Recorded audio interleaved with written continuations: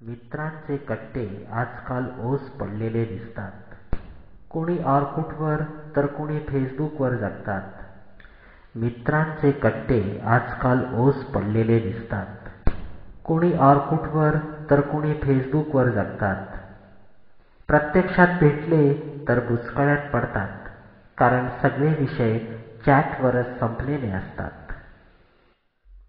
मग चॅटवरच भेटू याचं प्रॉमिस होतं आणि संभाषणातून साइन आउट केलं जातं.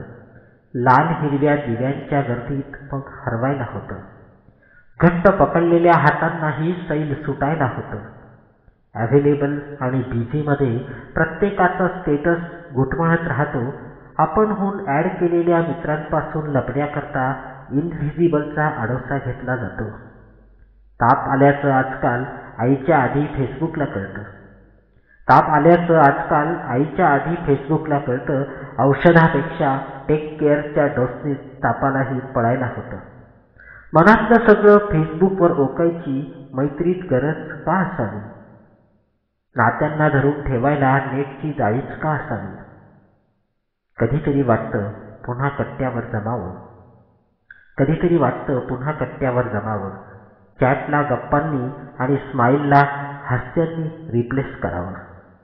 शब्दांपेक्षा सोबतीचं सामर्थ्य जास्त असतं. मैत्रीचं खरं समाधान खांद्यावरच्या हातात असतं. चला तर पूर्वीचे दिवस पुन्हा अनुभवूया. मैत्रीला टेक्नॉलॉजीपासून जपून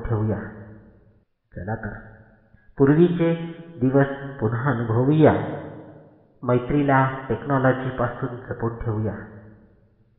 कट्ट्यावर वाट पाहणारा एक मित्र.